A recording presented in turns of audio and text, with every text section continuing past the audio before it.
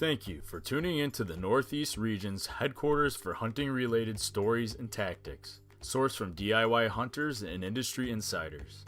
This is Hunting the Empire. Now here's your host, Joe Mainville.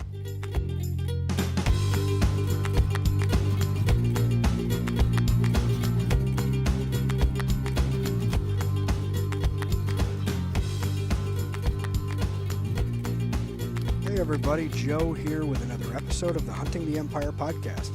Thanks for tuning in. On today's show, we've got Preston Mullins of DIY-Hunter, and we talk about kind of his plans and what he's got going on with DIY-Hunter, with the guys that he's added to his team, and kind of their plans through this season.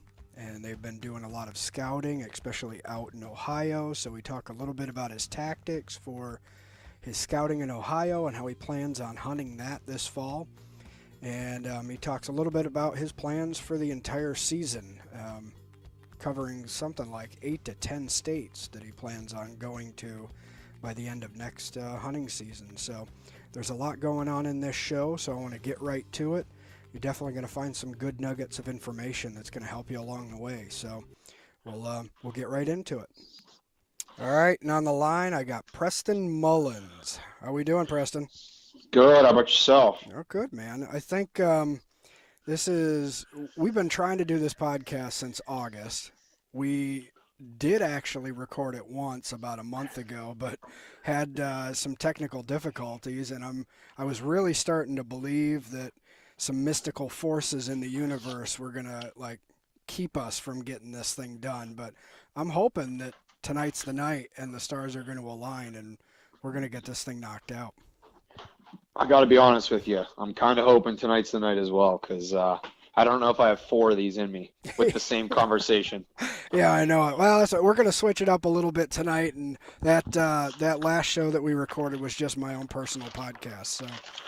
Yeah, and it was going to be good too. We touched on some great stuff. Yeah. So it was a good. I don't know if I'm sure Walt will listen to this. Nobody else is going to know much about what we're talking about, but I think we might have made fun of him, talked him up, and name dropped him so much. I figured let's just get it out of the way now, so when he watches this one, he at least knows we tried the first time. So if he doesn't come up this time, check him out, Walt at Chasing Tail, because we ragged on him, pumped him up, everything, and the podcast got deleted. So, I know. That was yeah. So absolutely, check out Walt, Chasing Tails, and yeah, we just get it out of the way. Yeah, we name dropped him 10 or 15 times last show. So yeah. But anyway, yeah. So it still may happen. I think, yeah. Well, finally, seems like we got everything figured out here to get this one on the books for you. Yeah, I think so. So, well, what's new with you? What have you been up to? How's your season starting off here in 2018? Well, to be honest, pretty well. We're really getting into some. I mean, we got a pretty intense. Me and my buddies here. Just, I guess, for anybody not listening, I'm Preston Mullins, and we kind of have. I don't even like saying the word team. We have a group of us friends. And we just happened to seem like there was enough demand. We figured we had to put a name on it. But there's a lot of cliche stuff about teams and whatnot.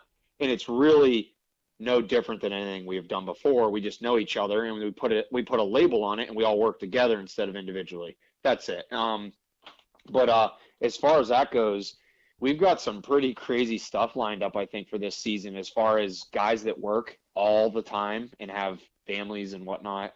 And right now, we're just literally ball busting scouting as hard as we can, because we're doing a pretty massive public land only push this season, unless push comes to shove and we have to get back onto, I guess, private land that you could say we're more familiar with. Because I think, as every bow hunter knows, you're not going to get familiar with a season in one hunting season getting out 6 or 8 times. However, right now, we're kind of trying to accomplish that. Me and Cameron have been really pounding Ohio. We're onto a spot right now that we really like. We've done I've already previously done some legs in this area specifically, as well as a couple other Ohio public tracks, but this one kind of piqued my interest. And I think we've got our first walk, we did about 8.5 miles, and we kind of chuckled because we only covered like 500 acres. Oh, wow. And I'm actually a chiropractor by trade, so I use my hands and forearms all day, every day. And that day that we hiked, from swinging a machete, my arms hurt for 3 or 4 days that week. It was actually hard to work, and we still covered 8.5 miles.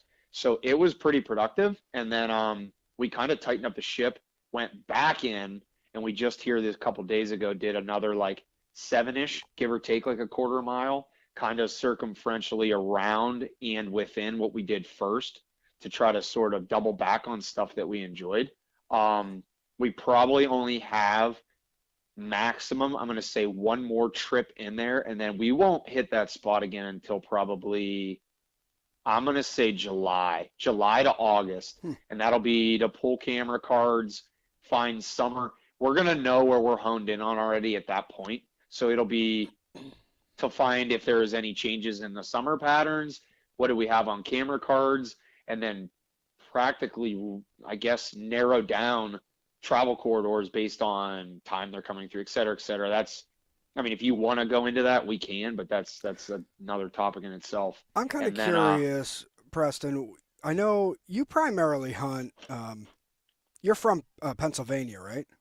Yes. Okay. Yeah. I'm born and raised in north central Pennsylvania, a place called Emporium. Okay. A lot of people know where it's at because it's kind of where the elk herd roams. Oh. So in the Pittsburgh area, when I say Emporium, most people recognize it just based on that, or they have camps or whatever it is. Near DuBois, Pennsylvania. Right up the road is, if anybody knows Straub Brewing, like Straub beer. Straub beer is brewed like 15 minutes from my house. So a lot of people are familiar with Straub beer, but yeah, born and raised Pennsylvania my whole life, except for, if all the viewers are listening here, I did 4 years about 15 minutes from where you just moved to. So I have a little bit of New York in me, but I was hunting mostly state parks and whatnot. So it's a little bit different up there, a little bit more just run and gun and praying and poking. Didn't do real well, but I was in school a lot, so I didn't really put a lot of effort into it. But yeah, primarily PA. Now, I hunted PA for the first time last year down around State College area. Yeah, that's very. Go ahead. Well, I guess what I was curious about was, so I know the terrain, what it looks like there. It's real, you know, it's got some hills, it's got some topography there. How's that compare to what you hunt in your part of PA? And then how's that different? Is your part of PA that you hunt similar to what you hunt in Ohio, or are there differences there? So where you hunt in State College is almost identical to what I hunt growing up, which is my bread and butter. Like where you're at in State College is where you could put me into an area like that, and I would almost guarantee you, if we're in an area that has deer, first off, because one of the things we're really starting to learn, like collaborating together and getting with other guys and talking, is you got to hunt. This sounds so dumb. You got to hunt where the deer are, not where you think the deer are. Yeah. And there's sometimes areas that I have been in and I've put 3 seasons into, just really comfortable that it was an awesome deer spot, and it was not. So not to sidetrack, but generally speaking, where you're at in State College, that's like my bread and butter. Topo, up and down, saddles, ridges. I know it sounds easy to people, but you noticed it's very, very wide, huge terrain. Oh, so there might be 8 saddles that take you 2 hours to get between that they can use any of. So yes, you limit it down a little. Like Western Ohio is dead flat, and you're hunting pinches, like woods, fingers of woods, etc. And that seems easy until there's 15 of those. So it's all got its differences, but where you're at in State College hunting, identical to how I grew up, a little less mountainy, but not by much. Close to Pittsburgh. Pittsburgh's less elevation change from the bottoms to the tops, like for sure, hands down. Like you can really, you could get hiking in State College for a solid hour to get to a top. In Pittsburgh, we just don't have that. It's starting to flatten out. We're on that western side of that mountain ridge line coming down through, what is that, Blue Ridge? Yeah. And we're just, Pittsburgh like just misses it. But it's very, very, let's just say it's very similar to some spots I hunt in Ohio, and it's very, very dissimilar to some spots I hunt in Ohio. And for anybody listening that's not aware, you could hunt southern Ohio. Northern Ohio really isn't hunted. Like the big game hunters out there all hunt on the bottom half of the state. And from the east to the west coast of the state is about, 6 hours, 5.5. And the terrain is completely night and day. It goes from steep mountain drainage ranges to the western portion of as flat as you could roll a marble across. And I mean, in a matter of an hour, right around south central Ohio, it just switches. And it goes all agriculture. Southeastern Ohio intertwines. If you look on a map, it actually, when I drive out there, I go Pennsylvania into Ohio, into West Virginia, back into Ohio. And in that area, you have those Blue Ridges running down. There's like, it's very hilly, it's weird terrain, watershedy crap, like very dissimilar to Pittsburgh in some ways and similar as well. But more hills than anything. And then Western is totally flat.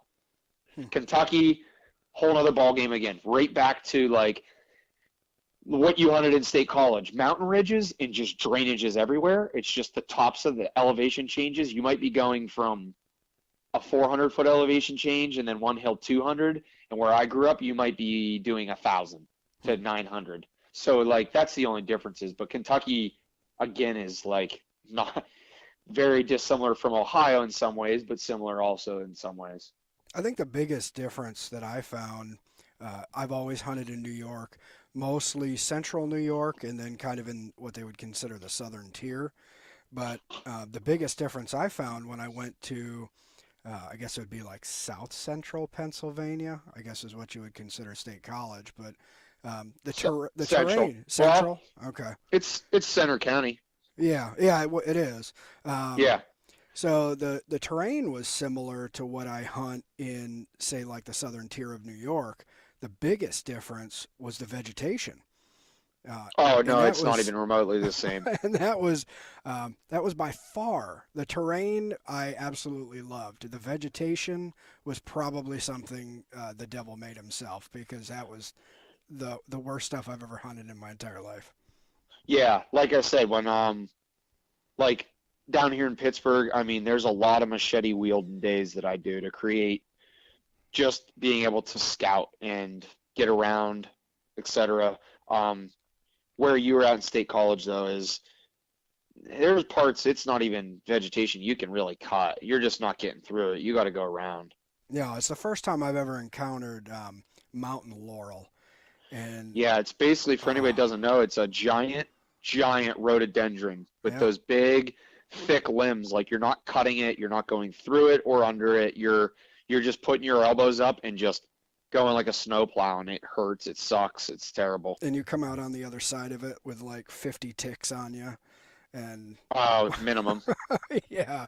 Oh, it's a mess. But the deer, they thrive in it. They love that. I mean, it's so thick through there that, I mean, I was a number of times during scouting and hunting down there within 5 or 10 feet of bedded deer that finally got up and moved that I didn't even realize were there, because it's just, you can't see more than 2 feet in front of you.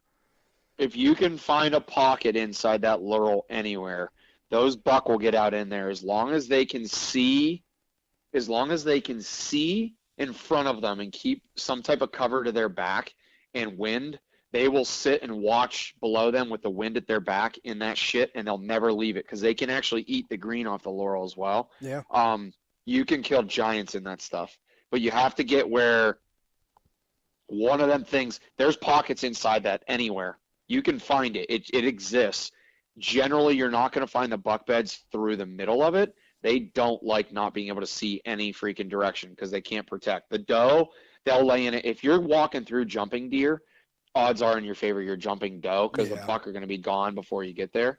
But if you can find a pocket, you'll find little like 10 square yard areas, and find like a down tree or something, they'll lay right in there and look down below them. And they can see under it a little bit too. If you get the old stuff, and they'll lay right with the wind of their back. Yeah, I noticed a lot of times I found a really decent bedding area there when I was down. Actually, was it during the hunt when I had taken that one buck that I was never able to recover. When I was out grid searching the side of this hill for him, I came across a whole slew of bedding, and it seemed like a lot of those beds were pushed, like they were using the laurel as a bit of a back cover. And yeah, they'll often bed on the skirts because they honestly, if you're finding a bunch of them, who cares? It's all dough anyway because they're dumb. They'll go right in it and lay. Yeah. Those buck, I don't. They rarely are just in the middle of that stuff because they have no sense of what's going on around them. All they can do is hear, which keeps them way too skittish. They really like being able to see, and that stuff you can't. It's just impossible. Yeah. The doe don't mind it though. No, they don't. I mean, I can't even tell you how many hundreds of drives we put on and rifle through Laurel, and how few times we ever even pushed a buck out that was not totally immature. They're just not. They're not big fans of it. It's not very protective for them. I don't because you can get the bobcats and the coyotes can get under that shit so easy and slew in behind them. There's no way for them to protect and watch the way they walked in. Yeah, I had a pretty couple cool encounters down there with two separate. I think they were like juvenile bobcats because they were pretty small. But I was sitting. It was one of my hunts down there. I was sitting on the edge of a trail, and this bobcat would, there's basically a trail that split between like patches of laurel, and he would just kind of hop out onto the trail, grab a chipmunk, and run back in the other side and have lunch, and then kind of watched him for like 20 minutes as he was there playing around. But it was pretty wild. Honestly, I don't see that here in New York. Yeah, you probably didn't see juveniles. They wouldn't be out hunting on their own. I mean, you can get a big. If anybody's listening to this, don't quote me, but this is just off my own knowledge. You can get a big grown male, and he's 19 or 20 pounds, which you're talking like a fat cat. Like that's not that big. Okay. 19 or 20 pounds is really not big at all. They are really freaking mean though. Yeah, I'd say these one. I mean, the couple that I saw were probably, I don't know, 10 to 12 pounds if I had to guess. Yeah. Now I know that bobcats, like males, they can get up to like 35-ish, 40 pounds. But like you could have one out that's 25, 30, and he's a male and he's just not maybe full grown like anything else. But they're vicious little bastards. They're not big though. Like when you see it, you first go, "What the heck?" Well, that's what I thought. It was somebody's cat because the first one I saw it from the back. I'm like, "Is there really somebody's freaking cat out here?" Yeah. And then it occurred to me, like, "Oh wait, no, that's bobcat." Yeah, they're a pretty cool little animal. But I think I pulled you way off track of where you were trying to go with whatever you were asking me. So I apologize. No worries. What I would actually like to talk about. Let's get back to Ohio because I'm debating this year. I'm probably only going to be able to do 2 states. It's going to be New York and either Pennsylvania or New York and Ohio.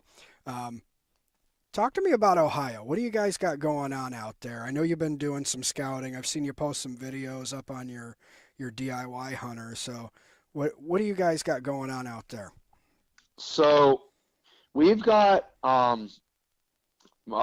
Cameron on the team there. He's got access to some pretty good private lands, and I may be losing my access to the private land that I have. I don't know yet. I'll know by this spring after turkey season. I don't even know if I'm going to try real hard to keep my hands on it either way. We're kind of making a pretty big push to really, really be able to say when we're doing these hunts until if the going really gets tough, we can back up onto private in late season hunts, places where we're just more familiar. We're not taking anything from somebody that hunts private. I mean, that's really your goal, I would say, is to own. But what we're trying to do is really make a pretty hard push at 90% of what you watch us doing is going to be on public lands.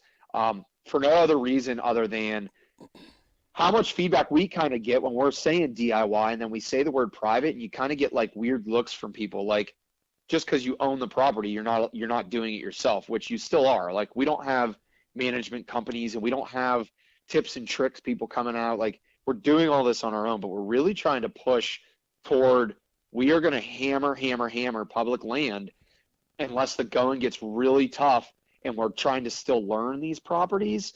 Maybe throw a hunt or two in on private, or Cam's got some target bucks, and I had a target buck last year, and if he makes it through, like, of course I'm going to try to go back on to the private after him, because I mean, he's going to be a giant. So, but there's a big piece of hunting the public only, I think, that drives a lot of incentive for people to want to watch, or they just give you that little extra notch on your belt. And I've killed deer on public lands, so that's not why I'm doing it, is to try to say I did it.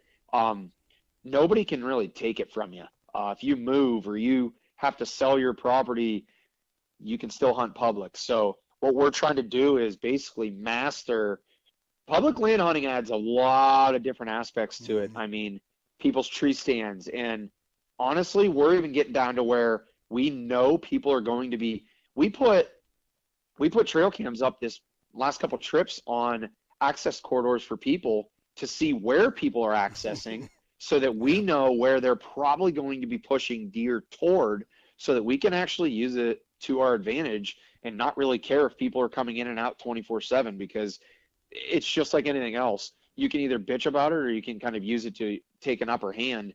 And we sort of know how people are getting into here, because generally they're fairly lazy and not able to physically do what we're doing to get to where we're going.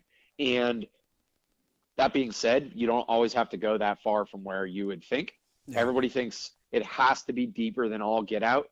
But in reality, if we know where people are coming in at, we know exactly how these deer are going to lay and keep themselves protected. And if it's got vegetation, trees, blah, blah, blah, again, we're just using that to help us. But we're trying to make a pretty good push. We've got state park, public land we hunt that we're going to be scouting here soon in Kentucky.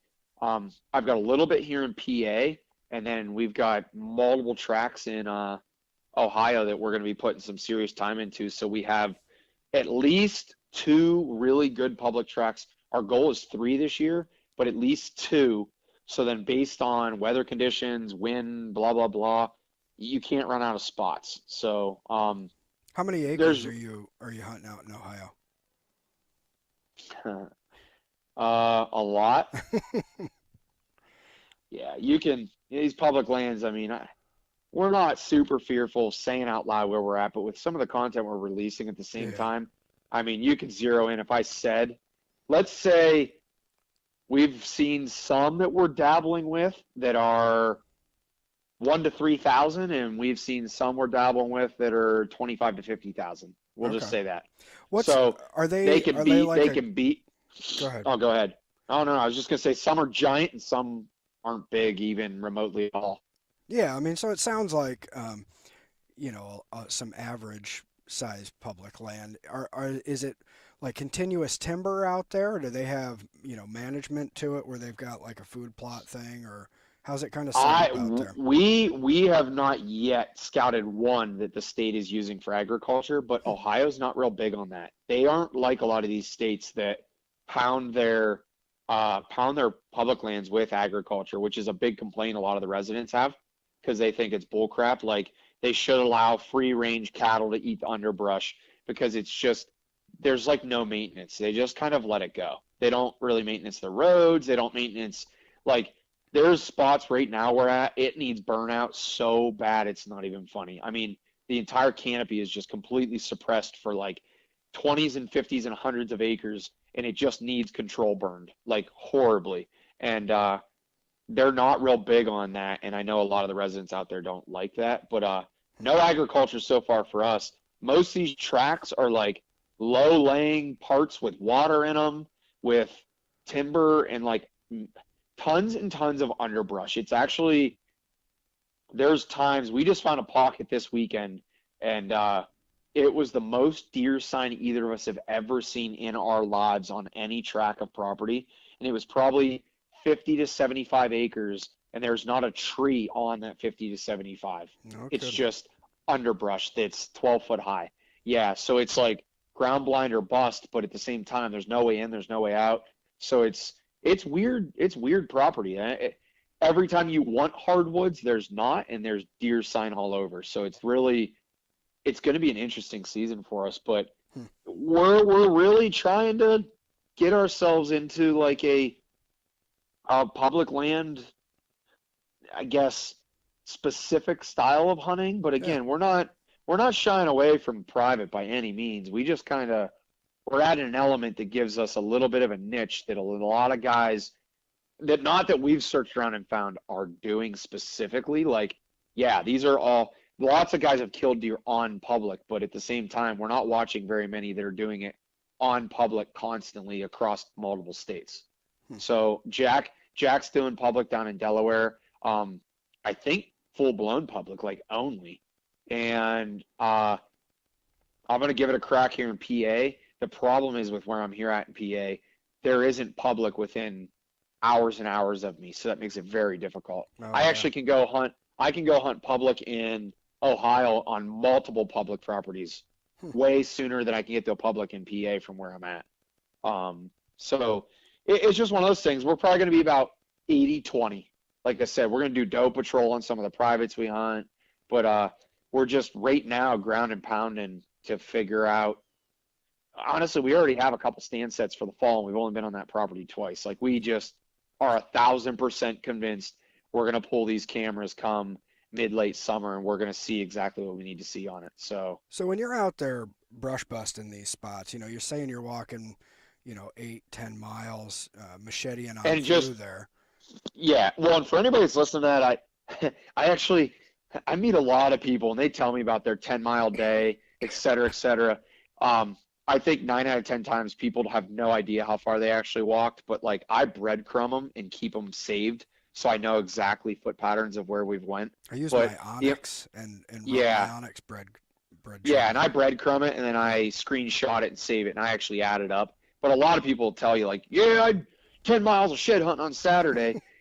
I'm in, like, not to toot, I keep myself in pretty freaking incredible shape, and to do an 8 or 9 mile day, like, I mean, I'm pretty devastatingly tired. It's like I get beat up pretty good out there on these types of properties, cutting, circling back. So yeah, like 8 miles. I mean, that was like a 10-hour day for us, and we did not stop swinging, and it was just constantly. But so I think you're gonna. What are you looking for while you're out there? What's your tactic? So I'm thinking, are you looking for bedding? Are you looking for rut sign? What's your timing that you guys are going to be going out there? Are you thinking they're going to be early season hunts or hunts, or what do you guys got going on? From experience of in a couple of these public properties that I drove around in last year, from experience, the amount of people signed increasing the further toward November it came. We're doing every single thing in our power to be the hell out of there by early October, mid-October. Like every part of us is scouting these for early season, because everybody believes the October lull is real and thinks they're a great archer when they go, and I'm not knocking anyone who does this, but this is very common, I'm sure you can know. They go out in the middle of the heaviest time of rut, see tons of deer, and they're a great archer. We're trying to be the hell out of the woods before November hits, because some of these spots become so convoluted with people. Like, I don't even really want to be out there, because it's going to just blow anything we were trying to do out the door. So when we're going out right now, we are heavy trying to find bedding, because if you find bedding, you can hunt them all year. You can hunt them at any point that you can. We're struggling with that because there is lots and lots and lots of topographic change and secondary ridges that they can bed on for hundreds and hundreds and hundreds of yards long, which we're finding. So that's becoming tough. So then we, second trip out, started really zeroing in on rut sign in and near the bedding, and funnels of which could potentially force them to and from, and trying to find multiple changes in something. So change in vegetation, elevation, and so like basic example would be thick bedding area changing into like feeding vegetation area, all with some type of a terrain change. We're kind of looking for those spots, because you're not going to kill them. You're not going to kill a mature buck where he feeds, and you're not going to kill him where he's laying down sleeping. We're needing to find where all of this bottlenecks together and try to catch him in that hour morning, hour evening coming to or from. And on public, we're presuming we're going to have a lot more problems with nocturnalness of the deer. So we're really, really going to have to hug that bedding in the mornings before he comes back. And we're going to have to be there well early before he's going out to feed, but still catch him. He's not going to step out in the limelight in the middle of an oak patch and just start eating, So Now, do you? that's I know you've hunted Ohio. I'm sorry, a number of times. Do you? yeah, last 3 seasons I actually have. Okay, so during that early season, do you already see bucks going nocturnal during early archery season up there? Pretty much anywhere. And a lot of times I don't know that it's that they're nocturnal as much as people aren't deep enough into where they're actually bedding to see them moving when it's light out.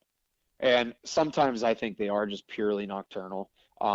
Cameron's got a deer he's been hunting. He's going to be like 6.5 this year, and he's probably going to be, if he puts on anything, he's going to be 170 plus on his farm. And he has like 2 pictures in the daylight of him, but he's also laid eyes on him like 3 times in the daylight while hunting. So it's just a matter of his cams not being necessarily in the right spot at the right time. But I don't really want to say they go nocturnal because, I mean, I've killed 4 buck in the last 3 seasons before the 3rd weekend of October. So let me think here. Out of those 4, 1 was like an hour before dark, 1 was in the morning, and 2 were at like 10 or 11 in the morning. So like, I don't think it's a necessity that they're nocturnal. They've got to eat. And I can tell you they will not stay in their bed for 12 hours of light and not eat. There's no way. They've got to get up and move somewhere. And I think where you're going to get lucky is right on the very edge of their bedding where they're going to move into thicker stuff to feed, where they still feel safe with the right wind at their back. It's very hard because they're going to keep the wind at their back and keep everything in front of their eyes. And it's tough to get it into that spot where you're not going to get caught by one or the other. But I don't know. I think some of the deer are nocturnal. We actually, us 3, talk about this a lot. Some of them are and some aren't. But at the same time, we're not convinced, like, we just don't have cameras on the path they used those 3 weeks. And they maybe did move through. We just missed it because we don't have, you can't put feed out. We're just using pinches. But if they've got 25 different trails and maybe they're only on a patch every 10 days on a cycle, one camera might miss them real easy, and you pick them up at midnight, you assume he's nocturnal, and I don't know that that's true most times. Yeah. How many hours do you think you'll have in scouting in Ohio before this hunting season? What's your goal for that? As little as possible. So our first trip we covered turf as much as we could because it's so big. Our second trip, we only got to hone in on half of what we wanted to see. Our third trip will be the other half. And we're going to potentially spring gobbler hunt on the 1, only because I have long beards all over on trail cams in there. And then we may pull cards when we're spring gobbler hunting. But in reality, that would be 3 trips out there, 3 single-day trips. And then we're going to gobbler hunt. We may pull cards, we may not, because we don't really care at that point. We're not really going to start pulling much until probably closer to July. Because once we get all our cams out, we'll be able to get them all in one day. And then we're going to pull cards, check them, and basically have stand sets already in mind at that point. So I would say 3 full days on the public track, depending on the size, maybe 2. When you go back to check your trail cameras, I know you said you're setting up like between bedding and trying to get close into their food sources there. Are you gonna like assess like a mass crop or something when you're out there to see what that's doing, or what's your plan? No, because in reality, like, there's very, very little mast on 2 of the properties we've already been on. There's very little to no mast anyway, and where it's at, we know where it's at. So it's either going to be they're dropping or it's not dropping. And if it's dropping, we from the first time we sat it, we already know exactly the stand sets. We know there's 2 little funnels. back in thickets coming from bedding that we will hunt off of this. And if the mast drops, we're going to hunt the west side and the east side of it to have both sides covered. If the mast doesn't drop, then we're going to have to just get back in on like the greens and the little mulberries where they'll forage because there's not mast out there. So to us, it's going to be a little bit of a learning curve. We're going to have to pick that up on the fly. But that's why we run and gun sets, because I can be up a hang on set in literally under 10 minutes and be done. All the camera gear, I mean, probably somewhere 8 to 10 minutes total, and you're up in it, it's done, it's set up, and your camera gear is getting put up. So in reality, moving isn't a huge issue. Okay. I don't know. I don't even know if I just answered you. I don't know. No, I think you did. Okay. No, I was more curious about, what the mass situation is out there, but it sounds like very little. There isn't much. Because I know, like in New York and PA this past year, there was a bumper crop for mass crop. So the deer really didn't have to move very far to find food. So I wasn't sure if that was still going to be a challenge out there or what they were munching on. I wouldn't say challenge. I'll tell you right now, I hope to God there's a giant mass production, because I know we'll kill a deer. We know exactly where. We have 2 different spots over top of oak. We will 100% one or both tag out on mature buck if mass produces, because it's too perfect for them to feel comfortable to get into it. And if it's the right wind and we can get on the bottom side, we're going to be downwind of where they're going to be scenting, and it will be money in the bank. So I hope so. I know the last 2 years, though, there's been a heavy mass production. So I'm not keeping my hopes up that this year it's going to happen, because generally with the oaks, you see it rotate and it's cyclic. There was 2 years in a row they produced, which shocked me. So I don't know. Maybe not. Even maple patches. Cam's not real experienced on hardwood because of being in Western Ohio, and I told him I'm a huge fan of hunting fresh maple leaf droppings. They will lay and just sit there and eat the maple leaves. They got to be fresh, so they got to be within the day. If they're within the day and a half, I don't know if they're sweet or if there's a nutrient source. I have them on video last year. I have 5 doe bedded for like 4 hours on the bench I was sitting on. They didn't even touch an acorn. They laid there just eating maple leaves for 5 hours. They love that stuff. It's got to be fresh, though, like as soon as they hit the ground. I don't know why. I don't know. I just know growing up, we would hunt maple if that's all we could find. So we have a spot he calls the 3 flats that he's confident we're gonna kill a mature buck within a sit or two.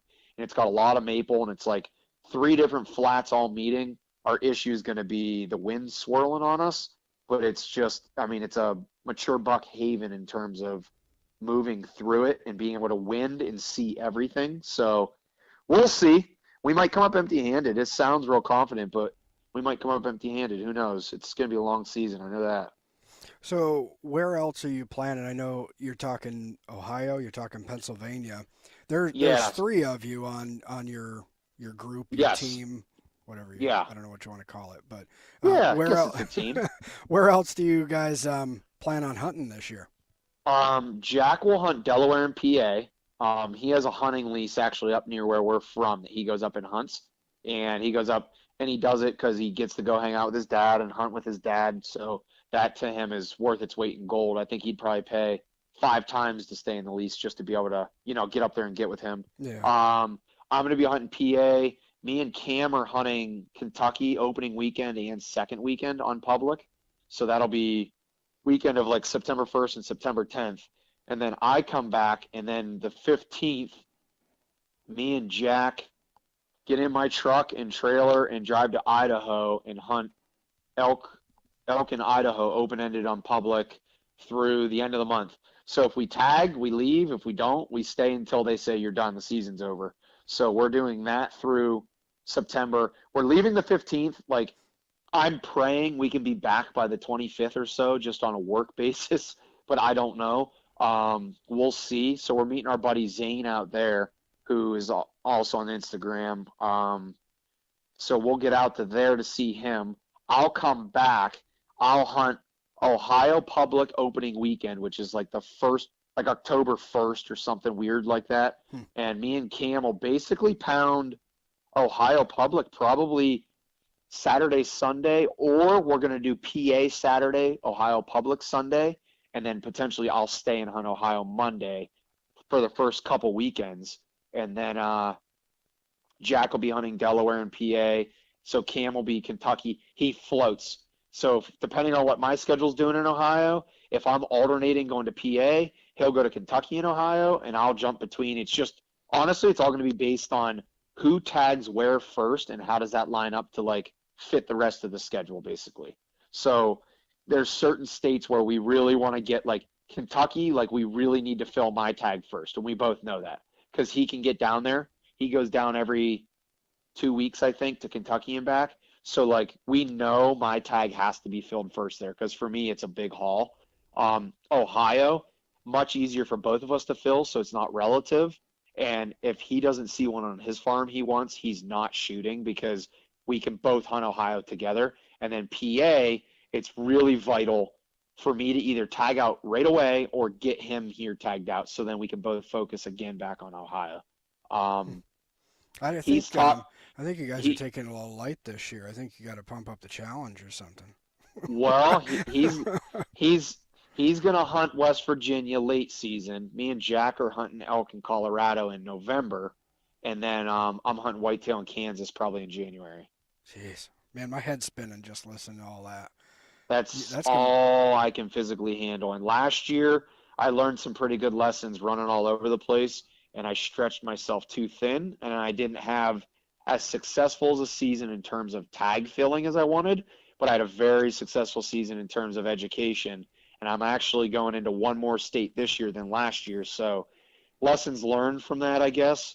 It shouldn't bother me too bad. It's just coming all the way back on. My scouting needs to be done, as you can hear, because I need to have the right parameters and conditions and just bust in and we hunt these stands. So like we're going to have northwest winds, north wind, south wind. We're going to have stands for everything because if me and Cam can hunt Saturday and Sunday, we better have a stand for whatever the hell the wind is, and no matter how hot it is, we're going in because that's all we got. So It's going to be a lot. We have a vlog. I think we did one of our vlogs, me and Jack talking about where we were going, and I didn't even remember to say Kansas, but I was like, oh, I'm hunting spring gobbler in Missouri here in a couple weeks too. So I'll add that on the list. Technically, it's this season. Now you were just, correct me if I'm wrong, you were just down on the coast somewhere, right? Doing some hunting down there? Yeah, we did waterfowl hunting down at Chesapeake Bay. How was that? Outside of Delaware. Awesome. I think our duck hunting video was, to me, as best as you can film a self-filmed duck hunting video when you're in saltwater. You can't just bring camera gear. I mean, I thought the video depicted very well of what we did. It's just a little 8 or 9 minute, but we did that for an entire day, just blasting. I mean, it was a riot. So I will, next January, I mean, unless all else fails and there's some states I haven't filled tags like this year, I will be 100% driving to Chesapeake every weekend to duck hunt because it was a riot. It was an absolute riot. So, I mean, I got back and I ordered a Remington Versamax 30-inch barrel to be able to hunt waterfowl. So there you go. It was that much fun. I was like, I'm getting a waterfowl gun because the way I am, if I buy something for something, I use it. So I was like, boom. It's my backup turkey gun and my waterfowl gun now. So I mean, that was an absolute blast. I mean, that was as much fun as I've ever had hunting. Probably next to having bugling elk all around us, charging us, trying to figure out where we were. That duck hunt was fun because it's not climactic. You're just doing it and doing it and doing it. There's no climax. Like this year, I had like 40 something sits in a tree stand and took my buck out of Ohio. It was just like the most grueling, painful thing ever and then it climaxed and it was over in 5 seconds. Duck hunting, it's just pound away. I mean, it was awesome. It was so much fun. It's probably like one of the only, I've never been waterfowl hunting, and we moved up into this new area this past spring, and this area, there's waterfowl all over out here. It's like a big thing. Figure out how in the hell to do it and find yourself a contact and go because it was freaking awesome. Yeah, so it's on my list. I know we've got like this pond just down the road from us, and all of the geese and the ducks this past winter and into the between the fall and the winter there, the shift. Man, that pond would just, I mean, you could probably walk across it without touching water if they didn't move. It was just loaded down. So there's just so many in this area that I'd love to give it a shot. So that's on my list this next fall, is to try to get some waterfowl in. Oh my God, it's so much fun. I was actually, oh, excuse me.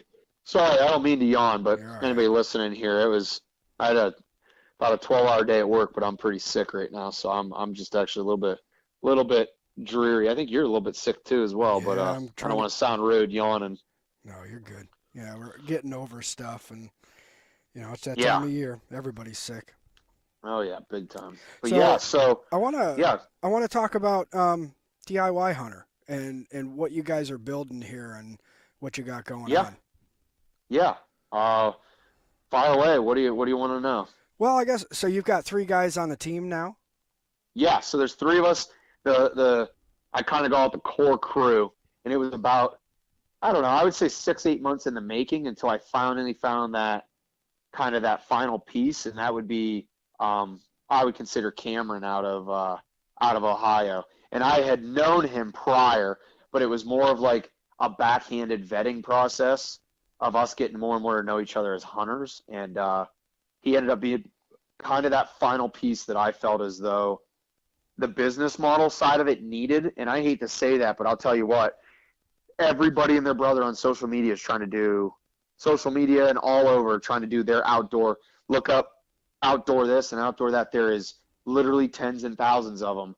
And I will say right now, without the 3 of us, when I started, me and Jack were laying in Idaho archery hunting, and he's like, because we were really getting big into self-filming last season, and he's like, it'd be pretty sweet. Can you imagine if we like got this thing going and really built our YouTube channel up, and then kind of got a following, and we kind of got to do this stuff, and like people really wanted to watch it. He's like, I really feel like what we do, people would want to watch. He's like, we work a lot, and like we still pull it off, and we do it as cheap as literally, like we don't use money to our advantage to do anything. Like there's almost no way to do some of these Western hunts cheaper than what we do. It's like next to impossible if you take gear out of the situation. It's like free public land. We paid for the tags. We didn't rent anything. We're staying in the woods. And he's like, it'd be really cool. Well, I'm like boom or bust type of guy in everything, no matter what. And I just sort of came back from Idaho, and I was like, Jack, I just bought this. We already have recording equipment. I'm like, you start recording every single freaking thing you do in the woods. Let's get this going like now. And that was literally October. So 7 months ago. Yeah. And I turned YouTube on, which we had 0 subscribers, no content. And we started creating content on everything that we were doing as fast as we could just to get something off the ground. I opened social media. I got Instagram. My name was like Preston Mullins Hunter 22. And I changed it to Preston Mullins DIY. And then I told Jack, hey, what do you think about like DIY-Hunter? And I got drunk at a bar one night and drew a logo on a napkin, and then joined up and ended up going, I really like this logo. And I kind of partnered with a marketing team with very, very like mentality. And I said, here's my logo. Who's the design artist? Put color to this. I want this color and that. She bounced some back. And this was all happening. If anybody's ever done like web design and social media and marketing, like stuff doesn't just happen overnight. And I'm talking like literally 0 in like September to by Christmas starting to move towards like having clothes and production and logos designed. So like it was lightning fast. And the whole thought process behind it was we're doing something we feel is cool. A lot of people will feel it's stupid or they don't like it. And I'm sure you know how social media and the public, most of the times if someone's doing something that they could do but just don't, they're a little bit negative about it. And we were like, who cares? We don't care. Like we're all built out of like chainmail skin. Who cares? They can say whatever. Exactly. Let's put it in front of people and my Instagram profile started exploding, but Jack's was lagging, but we were running the content through mine, and we said, oh crap. Same things happened to Cam. We were like, what are we going to do? Our personal profiles can't get massive, and we don't have, where are we going to do giveaways, and where's going to be like the main source? And I was like, okay, this is it. We're going to create a main source. Boom. DIY official Instagram page started, like, opened that up maybe 8 or 10 weeks ago, and we said, okay, anything we're doing that is hunting, blah, blah, blah, blah, blah, run us through. We each have we have account control. We run it through the official. If it's your personal life or it's not related to anything that each of us need to know, run it through your personal. And the goal is to dwindle down our personals and build the following through the official. And what I touched on a minute ago was, without the 3 guys, truthfully, we could probably use 4, maybe 5 in the core group, but that will come down the road. The core 3, it takes like every ounce of energy out of us to keep it up, live feeding enough to keep people's attention. We do a minimum of 2 posts a day, sometimes 3, and 1 to 2 stories. And we're now doing once a week, we're uploading a vlog style video to the YouTube page, and we've pulled like 190 followers in the last like 10 weeks. So, I mean, that's starting to go quick. 190 is nothing, but in the YouTube analytics, it's a boatload. It's not like social media where you can just cheat it. So our goal is to be at 500 before the first arrow leaves our bow this fall. And without all 3 of us, I'm sort of like the air traffic controller, and I just holler orders at those guys in the group text, and they just do an awesome job at not even needing to respond. And there's posts going up and blah, blah, blah. And I mean, we analytically track what time we have the most viewership, what time the most of our followers are online, where is it coming from? So there's a boatload of analytics, but we all kind of have our piece. Like I said, I sort of coordinate. Cam is great at content building, so he might go a week straight of all the content on the official page. And Jack does editing, tech. Like, I'm looking into new action camera because we freaking hate GoPros. They're shit. They die on us. We can't carry 15 batteries everywhere. And I'm sending him ideas, and then he just digs into it. Online courses for learning DSLR work, blah, blah, blah. But other things like reaching out to people. Like Jack said, hey, reach out to a couple people, see what you can do. I contacted the Born and Raised guys. Hey, they're awesome. Hey, guys, here's what I'm doing. It's the same as you are. What are you running? Send me the specs. Boom, they give me the specs. I contact Pure Elevation, same thing. And I just funnel that back to Jack, and then he does it. And if he says, Preston, you need this mic and this, blah, blah, blah, order it. I'm like, all right, cool, and I order it. It's very, very team-oriented, but I'm telling you, with jobs, there is no one, if anyone is listening to this, I challenge you with 1 or 2 of you to try to get this off the ground and think it's just going to be like this big revenue stream. It is a boatload of work, but we're having a lot of fun doing it, and it's actually making us a little bit better outdoors because we're watching a lot of stuff back that we caught when we were out there that's really educational to us for the same content we already put out, if that makes sense. Yeah. So it's been pretty awesome, but the entire goal of it is not, there's times where we realize, like, I'm pumped up because I designed a bunch of new hats and I push them out real hard for a couple days. We're not trying to turn into an apparel company. If people buy apparel, fantastic. That just lets us be able to use more money to design more apparel. We're not turning into a production company. If that were to happen, awesome, fantastic. We're literally looking to build relationships, contacts, and like right now, because of all 3 of us, we literally have, I don't know what I told you just there, 8 or 9 states, 10 states, I don't even know, that we can hunt because of each of us leaning on each other and pulling a contact elsewhere to get the rest of us into it and to hunt a ton of species. Me and Jack have we have the bonus point, preference point, the Western system down to a science at this point after doing it for a few years. And he's the guy that's the guru of that. I don't even dig into it. He just knows what we want to do. We go over it and then he does it. And now Cam he's even jumping on this year, and he's going to buy Wyoming, or no, he's going to buy a Wyoming and a Colorado preference point, and then come 2021, he has to do nothing. We're basically going to be the guides, and he can jump right in with us and get his feet wet, and we're going to go out west and we're going to hunt elk with our bows, and we're going to have 6 years under our belt, which he benefited from us already doing that prior, the same as I benefited from Jack being able to duck hunt and learning to duck hunt, and I'm learning to hunt Kentucky because Cam knows Kentucky, and we're just basically leaning back and forth on each other to expand laterally, and then hopefully start making some of these Western contacts where right now, I mean, where we're going in Ohio this year or in Idaho is totally public, and it would not have happened without our social media presence enough that I swang my weight a little bit and caught a guy's attention, the elk hunts, and he's an Ohio res,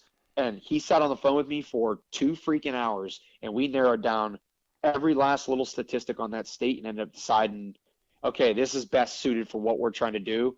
It's the hardest walking public area in the state. Hell with it, let's go. We're going to that one. And without what we were doing with this, I'd never make that contact ever. No chance. It was made completely through social media.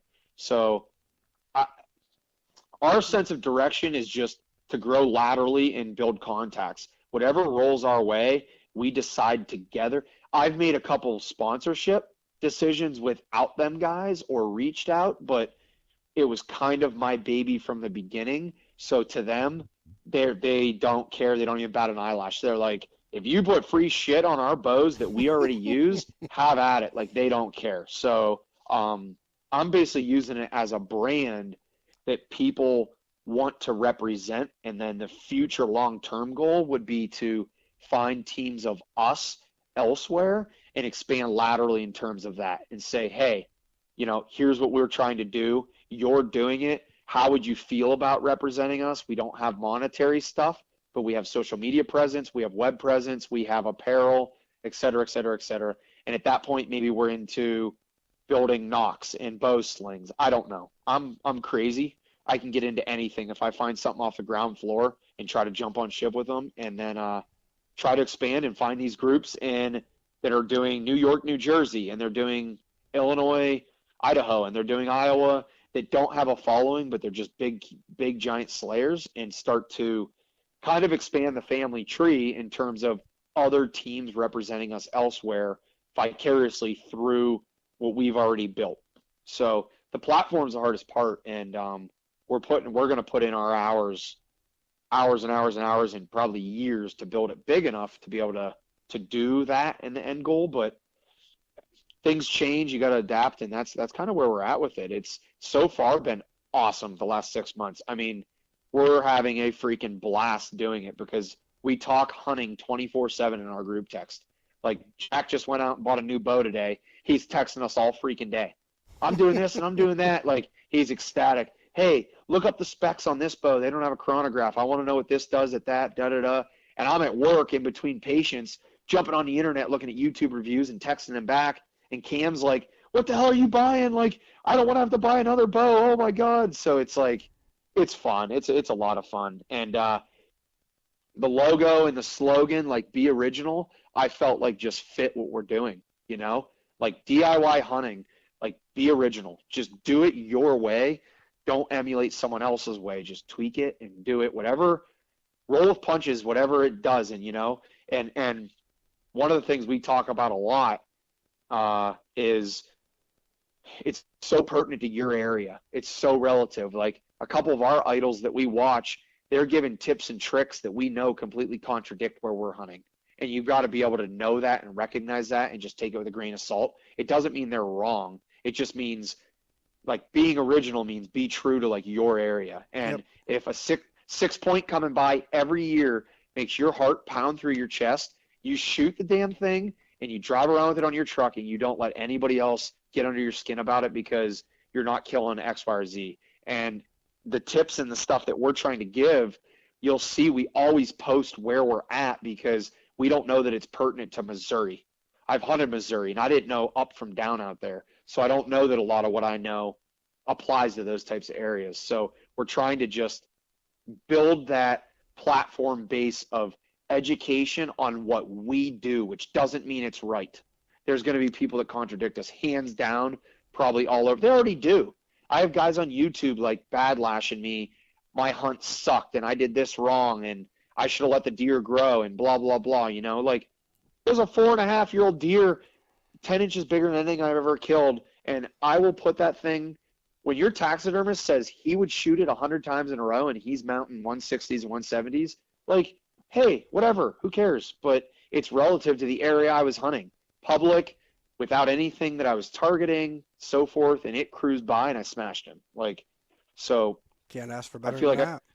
no, I kind of went on a tangent there, but That's all right. in terms of DIY-Hunter as a corporation versus as a group of friends, I don't think it differs much. The corporate side, though, I'll tell everybody listening, I'm going to tell you right now, it's a financial burden unless you're a software or a web designing type of person who can do it for free.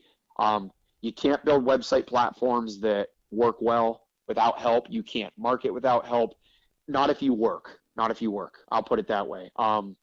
And if you don't, awesome. But you better put a ton of time into it.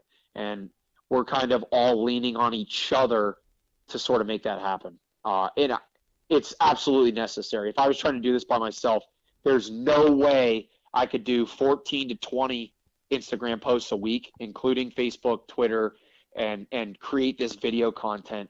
I mean, I created if you go on my story, it's about a 15-second clip on the Instagram story. It's a little preview of our Ohio vlog coming out, scouting this weekend. I mean, it probably took me an hour to get it to look right and the music overlaid, and it's a 15-second clip.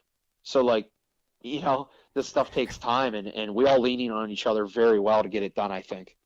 No, I think you guys have, it's been interesting and fun to watch your brand grow, and we've been talking for a number of months now, so it's. What did I even have when we met?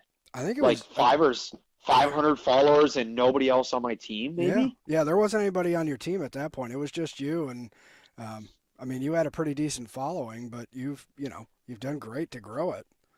And yeah, like I said, we're at and there's a lot of people too that'll say, we're paying for followers and we're paying for this, but like, Instagram's a social media profile. Like our official page, I mean, in the marketing world, when you're like picking up sponsors and there's people that want to talk to you, the biggest guys in the country doing it, if you get a 4% engagement rate, and what I mean by that is take 20 pictures you've posted, take how many people liked it, viewed it, or shared it, or wrote a comment, total that, divide it by the pictures, and divide it by the amount of followers you have.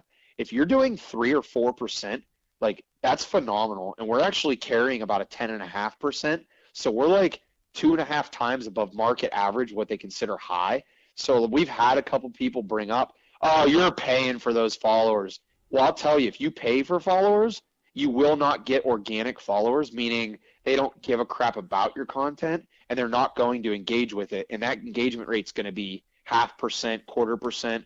And I mean, ours is high. I think our personal pages, Cam and Jack's run like somewhere at like 5 or 6, and my personal runs, just depending on what the picture is, which is a topic we could do a whole podcast on, to be honest with you. But depending, mine runs around 5 or 6. So like all of our pages are well above market average for like good engagement, which is crazy to think 4% is the target, because it's like every 1,000 posts, that's only 40 people. Yeah. Like 1,000 followers, it's only 40 people commenting, which is very little. But Instagram's algorithm's crazy. When you post a picture, if it doesn't take off with engagement immediately within the first few hours, they'll only release the picture to 1 out of every 10 of your followers.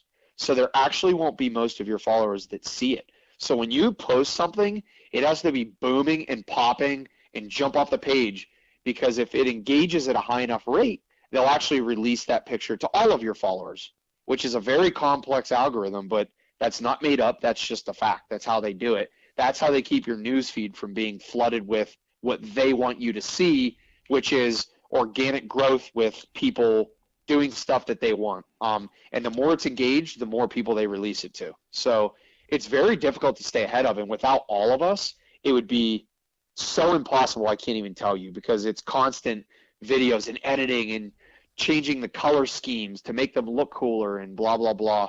Most of the pictures we put up are not the original platform colors. They're edited in to make them enhanced. Yep. So I think our personal platforms were at like, sniffing 13,000, and then our official page is just about to hit 2. So some of that's crossover. But if you just want to go sheer numbers, we're just getting right about the 15,000 people following. So our goal is by the 2019 season, I want us to be at 50,000, which it shouldn't be too tough. Should be a lot of work, but we should be able to get to there by the 2019 season. We kind of want to be sniffing 30,000 by this hunting season with 500 on YouTube. YouTube's what we care about. That's the content. That's the part we have the most fun and we put the most work in. So that's what we're shooting for. It's fun. It's awesome. The best thing we hope for is feedback from people to put out content they want to see versus what we want to put out, because it's two different things sometimes. Yep. Oh, definitely.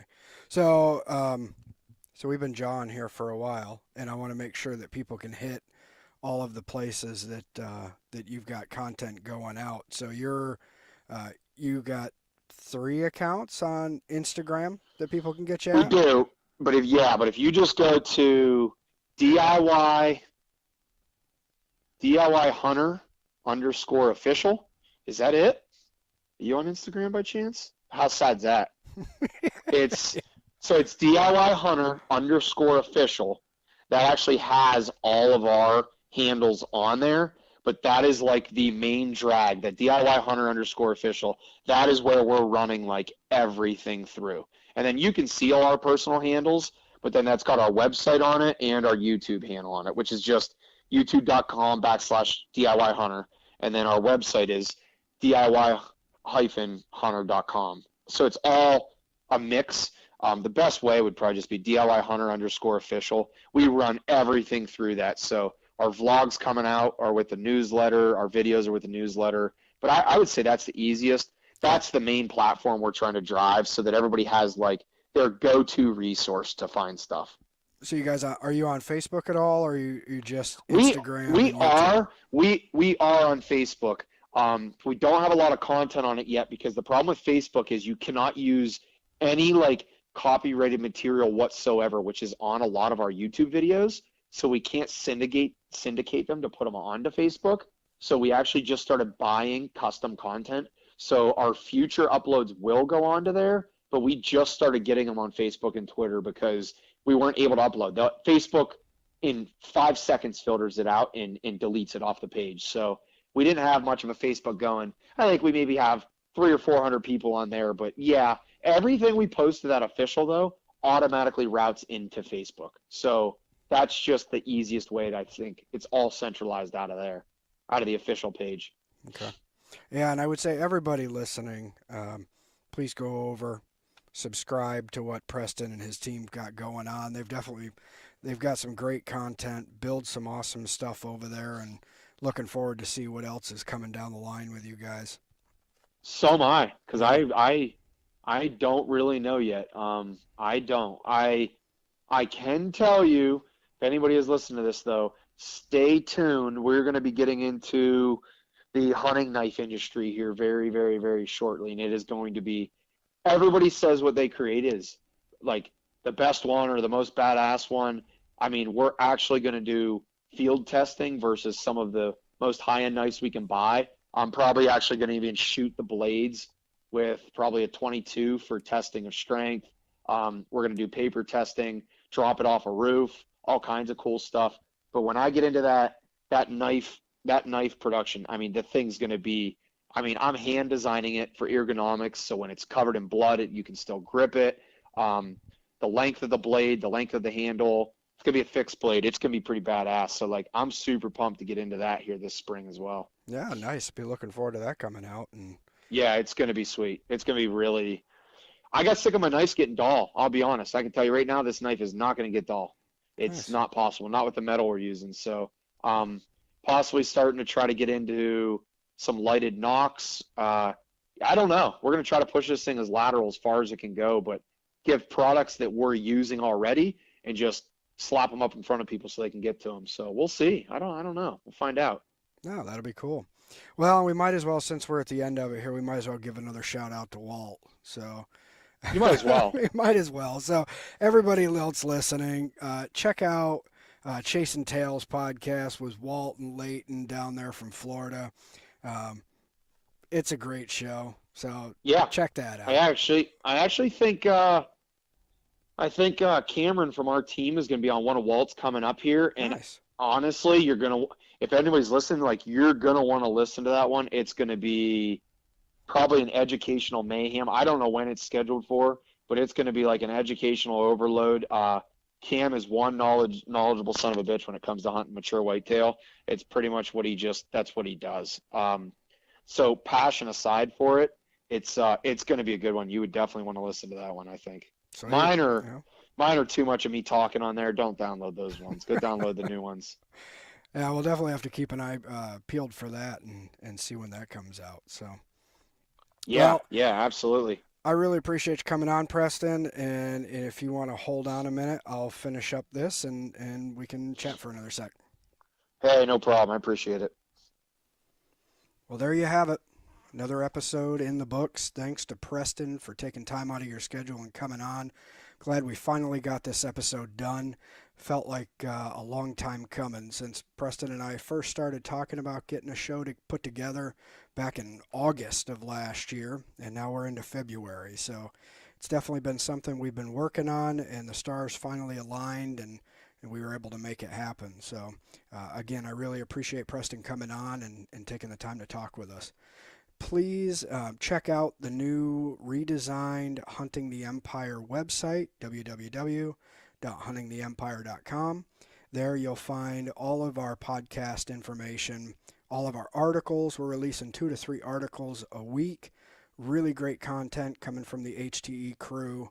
And then you can find all of our video series that's starting to roll out. And now that we're getting on the ground into some scouting, we're definitely starting to release some new content through all those, and the huntingtheempire.com is kind of our hub for all of our information. So you can still find all of our podcast episodes wherever you get yours, whether it be Stitcher, iTunes, Podbean, but you can also download them and listen to them straight at the website as well. So we would also like to ask if you could please go on to iTunes or wherever you get your podcast from and leave us a review. Helps us let us know what we're supposed to be doing and move up in the ranks. So we'll be getting some more podcasts out to you here soon, and hope you enjoy your off season. Be productive, get your bow out, do some shooting if you get some good weather for it, and hope you're out there getting some scouting in and finding some sheds. So until next time, take care.